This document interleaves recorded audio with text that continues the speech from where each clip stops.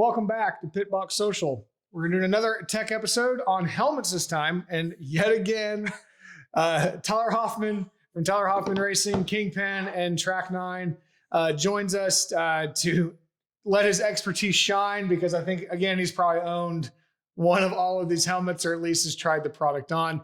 And yet again, big thank you to Ron and Shawnee at Discovery Parts for, again, giving us some inventory so we can explore and explain to y'all this sort of complex world of helmets. Helmets can be anything from bicycle helmet, motorcycle helmet, and then, of course, we'll go into road racing helmets. And we'll talk a little bit about motorcycle helmets versus a road racing helmet. And we'll do that real quick because it's a big difference. Your first track day, you might say, oh, I got a motorcycle helmet at home. I can just use that. That's usually a no-go with the organization you're running and their insurance company. The biggest difference is helmets, motorcycles, again, you're not attached to the vehicle. So if, God forbid, something happens, you're usually thrown from the motorcycle and you usually slide. So motorcycle helmets typically are made for abrasion resistance and some G-load resistance to keep your head, for your brain from knocking against your head. However, in a auto classification, so basically using it inside of a car, you're attached to the car. So typically, the big thing they're looking for, of course, is G resistance, impact resistance, and then fire retardant. Motorcycle helmets will not have a fire retardant nature to them at all. That's just not what they're made for. They're made to slide across pavement and to keep you from, grinding into the road. That's why motorcycle guys wear leather or similar material to keep because it slides well. When you get into tracking and racing, it's much more fire retardancy than sliding, because if you get thrown out of a race car, you have much bigger problems than what you're wearing. But that's some light humor there, but no, really, what we're trying to, that's the biggest difference. So if you bring an M-rated helmet to a track day and they tell you no, it's because the insurance company's first is telling them, no, you have to run a Snell rated helmet typically. Now there are motorcycle helmets that are Snell rated, but they don't have the fire retardancy. Yep. So there is something there. So you want to look for a Snell now 2020 helmet. A 2015 will still be in date, but a 2020 is what's for sale right now. Typically, you might get a great deal on a 15 if they're left and you fit, but right now it's pretty much a Snell 2020. So the first kind of category of helmets we're going to talk about are entry level. This one, and Tyler will bring it into frame. This is a G-Force Nova. So, what are your initial impressions of this, Tyler? It's got a lot of lines. I like the fact that it's got the duckbill down here. So if you are in anything with an open cockpit or you're not in a tin top, it's going to keep the helmet down. Styling wise, I think it's a good looking helmet. You do have some air induction here in the front of the helmet, which is going to give you more cool air into your head, which is always a nice thing. I think at $499, it looks to be a nice helmet. The materials look good. The bag was super soft. The bag was super nice. So plush. Some other manufacturers, go look at G-Force's bags. They're really nice. So there's a helmet bag that you can carry this around in. New on the SA 2020s. Again, this is some Ron knowledge coming in. They're all going to have Hans posts. So if you're running a head and neck restraint, these will have the M6 the nut already in there to accept the anchors, which is a big deal because some of the cheaper helmets used to not have that. Really nice action to open up the visor. Super easy. It actually has some notches. So you can control the position a lot better. The big point that Ron made on this, actually, I love the interior of this. It's very, that's cool. It's very 90s on the close up here. Chin strap, of course. What's nice about this helmet, there are cheaper helmets, except they don't have removable interior. So this one, when you've sweated for 2 years in a helmet, you can take this out, wash it, or replace it. Cheaper helmets, you're going to be stuck with, it's glued in, you can't do anything with it. So you're probably just replacing a helmet at that point. So this actually gives you some longevity with this helmet, because based on the rating and you don't have an incident, this helmet lasts you 10 years. Yeah. You wouldn't have to buy a new helmet.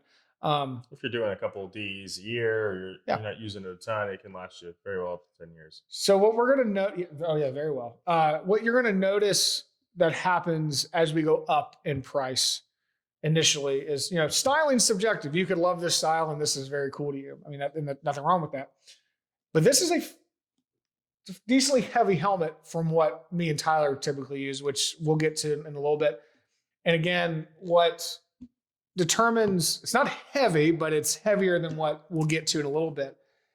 And we talked about this in the first episode with Seth, is that becomes a fulcrum point for when you're having, unfortunately, incidences. So something to keep in mind, but still I really like this helmet. And Ron says this is one of his number one sellers, especially at $499. I don't think you want to go cheaper on a helmet. I think this is great. You can replace the visor.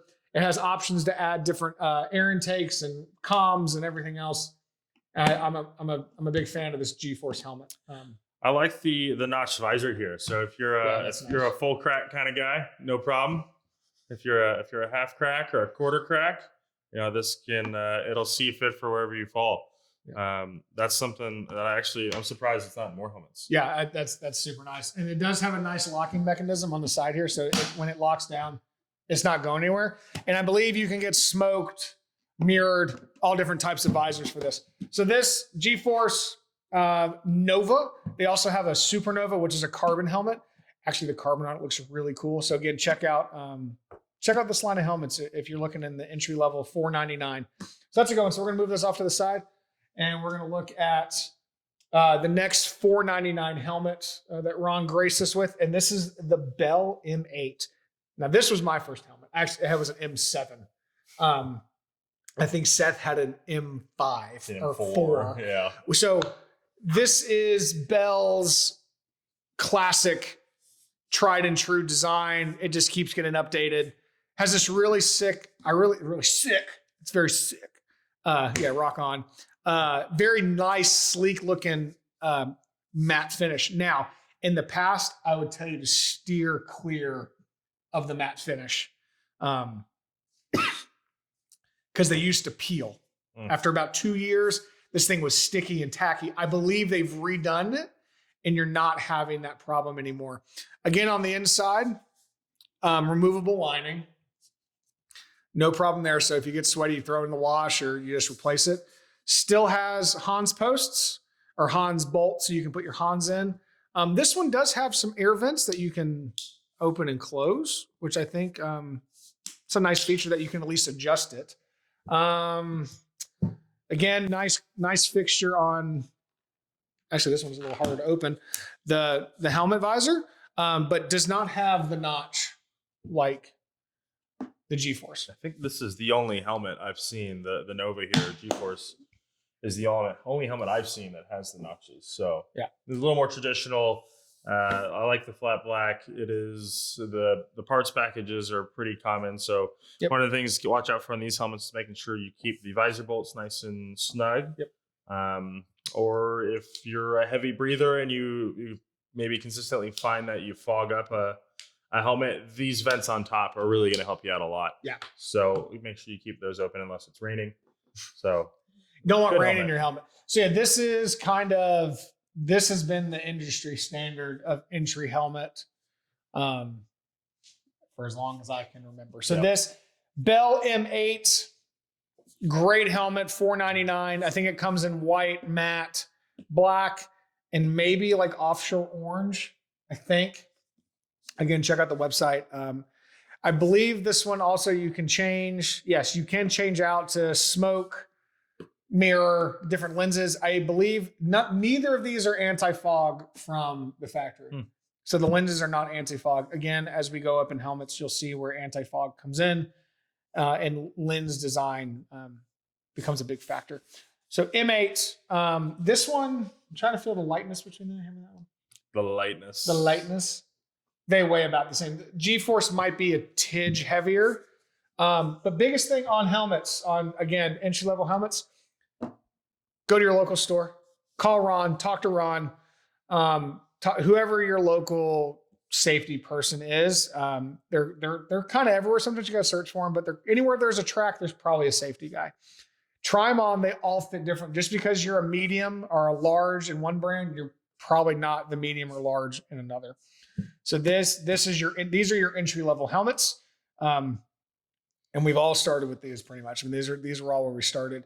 And you'll see as we go up to the next one, which let's go to the Rooks. So just put that one over there. So the next helmet, we start seeing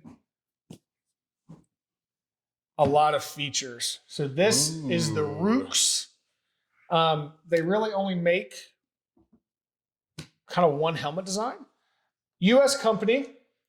And the newer ones are actually, so this is their older style helmet. The new one is designed by Pininfarina. So if you're a Ferrari fan or a car design fan, this might be your ticket because they look really nice. And now all the new ones are full carbon. So this is composite.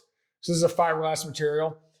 It has a really nice design from the side. I really like the way these look. And these come pretty full featured from the factory. Yes, this one, as advertised, is fully loaded at $599. Which, I mean, that's a nutso deal. And by fully loaded, here's what we mean by fully loaded. I'm going to do the zoom up. So we have Hans posts pre-installed. So this is where your head and neck straight will go. You have, is that a NASCAR connector? That is IMSA. So you have an IMSA connector, which we'll have another episode about different radio connectors, but this is your kind of standard. If you're doing endurance racing, $600, you got everything you need in a helmet. Yeah, and that's so. If you start talking about, we can look at this one here. We'll use the G-Force. Hans post for $50. Radio hookup's going to be $100, $150. Yep. And then this one also has a drink system integrated. So yeah, this is super neat. Where's the hose? So I'm going to try to get this on. So integrated like Camelback style hose. Also has a microphone. So mic and earbuds. And this also has the release built into it. So God forbid, I'm trying to get it on. There's no good way to get this on camera. But basically, they can pull this helmet off of you when you're upside down in a car or injured, God forbid. They can get this off your head without having to strain your neck. There's another system called the eject system, which actually goes on top of your head in the helmet. So it goes in the helmet, and then basically there's a pump that an emergency worker will use to airlift it off your head so they don't have to pull the helmet off your head. So this is a lot of value packed into a helmet. To put everything that this helmet has into this helmet, you're going to easily come up to $750. So yes, after the fact. Yeah. A lot of value here in the room. Yeah. So again, air vent up top. Nice little duckbill in the back. So you do have some aero, which is nice. The helmet latching system, again, not notched like the G-Force, but really nice action, easy to open, close. I think this one comes with 2 different visors out of the box as well, or used to.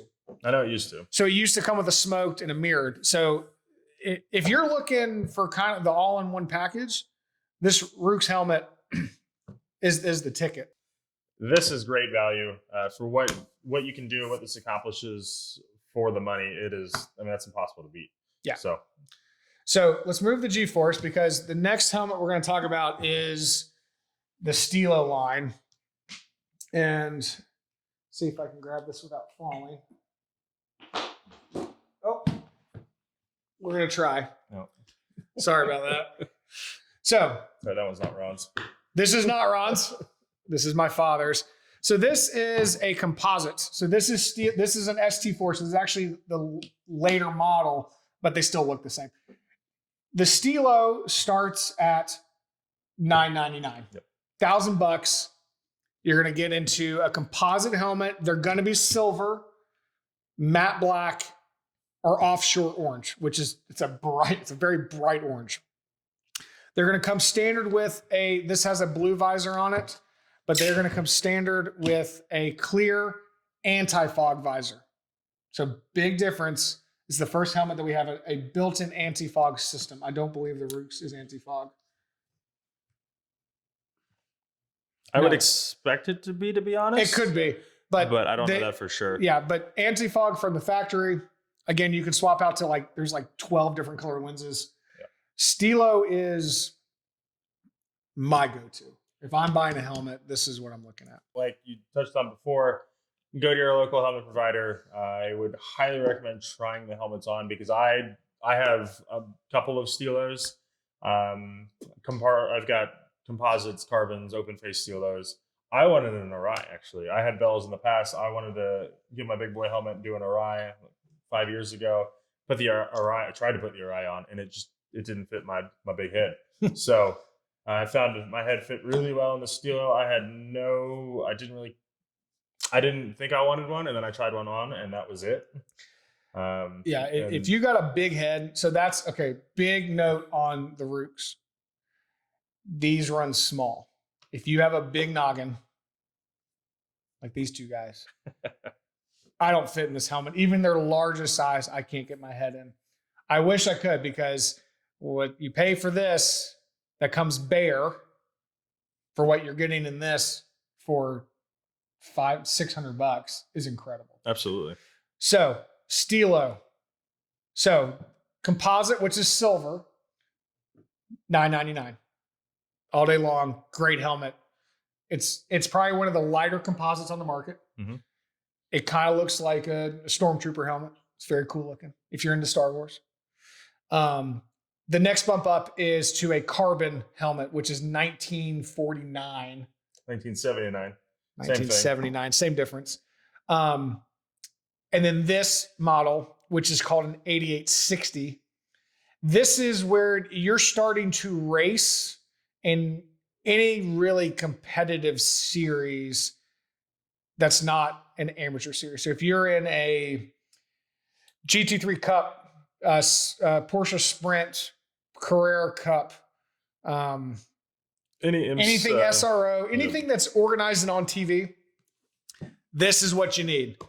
So 8860, you're going to get, it looks very similar to the carbon, but it's a different weave. So if you actually look at the weave of the carbon, they are different. This 8860 starts talking about impact resistance. So bulletproofness, something that flies at you and hits you in the head, that it doesn't impact through the shell.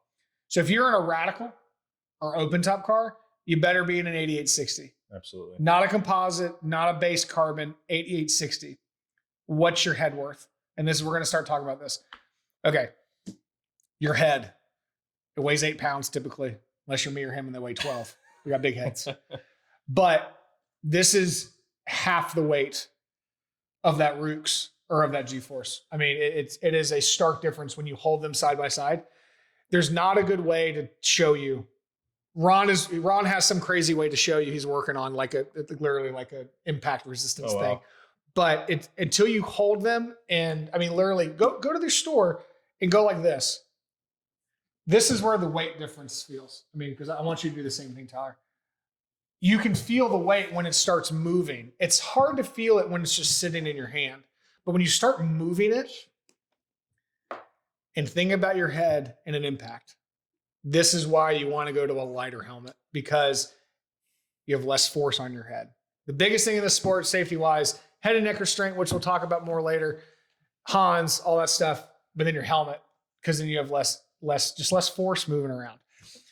Above this is your big boy, which is the Zero. That is a $6,000 helmet.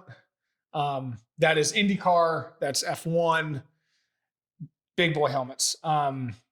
They have different things as well. I can't remember the name, but basically it's another... the shield. The shield, so on. If you look at an F1 helmet on the eye port on this is actually relatively big. The eye port on an F1 car, take another inch down, and it's a Xylon band. Xylon band is an impact resistance item. Okay.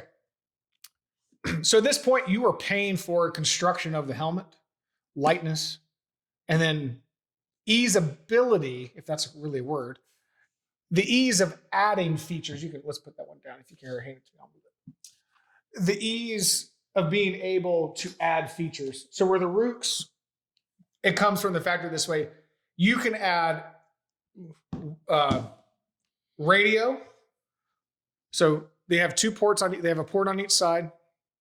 They do come with Hans anchors now. I do know that. but there's ports on each side. You can add radio to one, water to one. You can also add side air to one. You can add top air. You can add forced into the helmet air, which I actually use to defog my glasses because I wear glasses when I drive. So I have a helmet blower that actually helps defog my glasses, not the anti-fog lens. This does not fog. And this is a high quality lens from Stilo. And also anti-scratch. These are, I mean, you've been in and out of cars more than I have, but I mean, the clear lenses are hard to scratch. Yeah.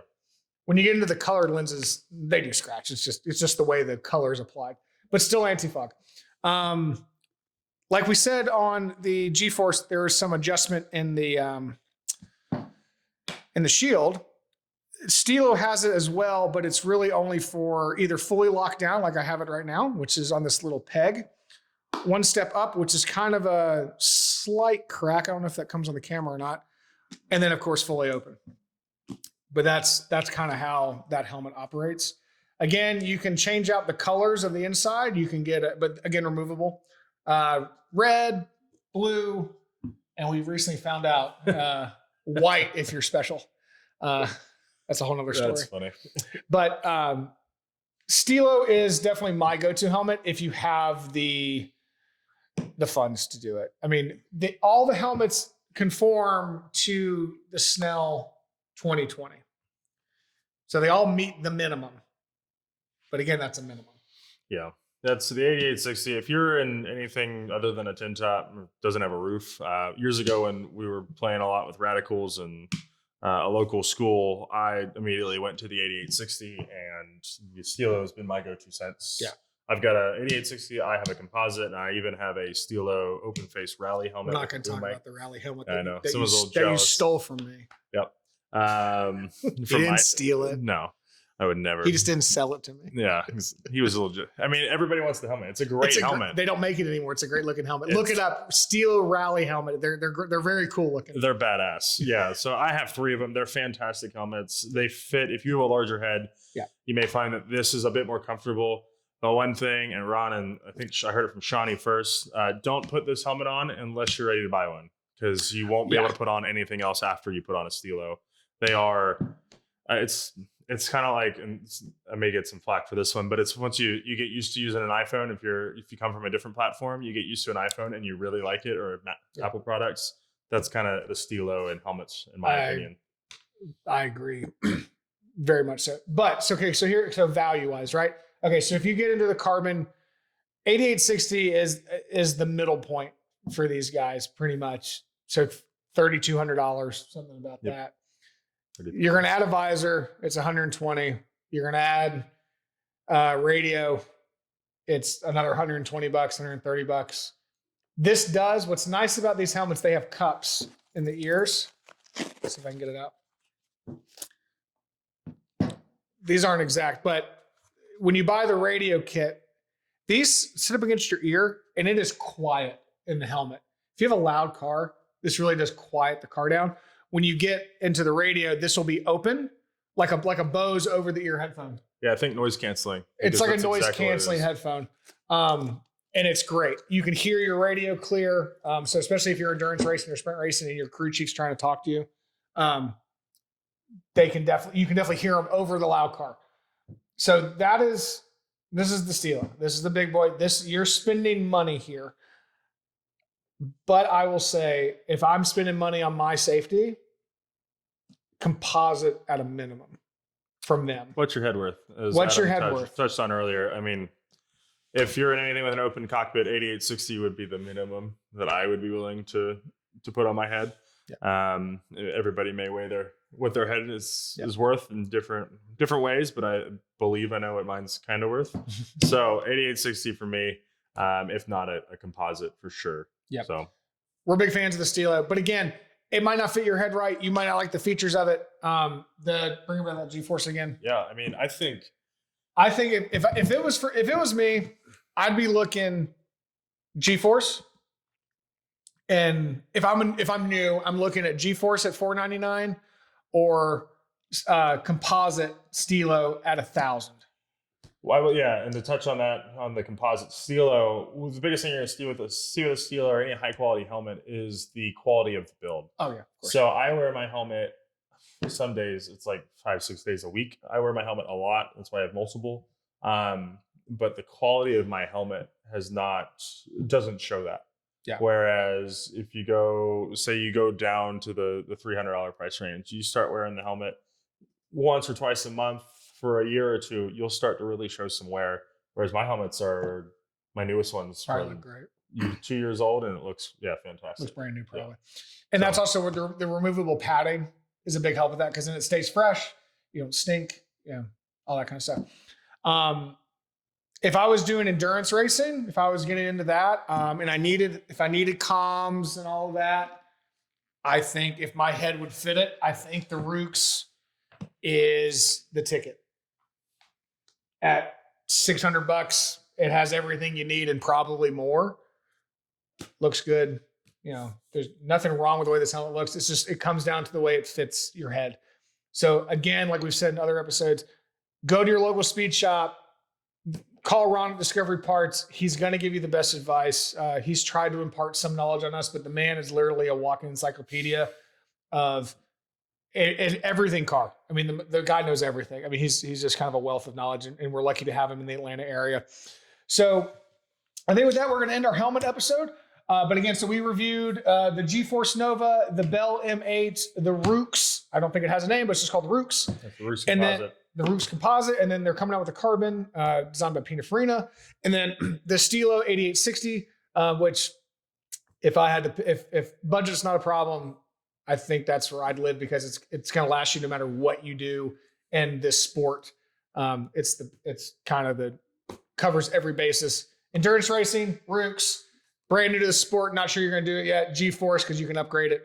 And I think that's how we're going to end. Again, thank you to Tyler Hoffman. Thank you to Ron at Discovery Parts. Again, check the link for your discount code at Discovery Parts. They're gracious enough to add that. Thank you very much. Have a good one. Bye. That's our GoPro dying.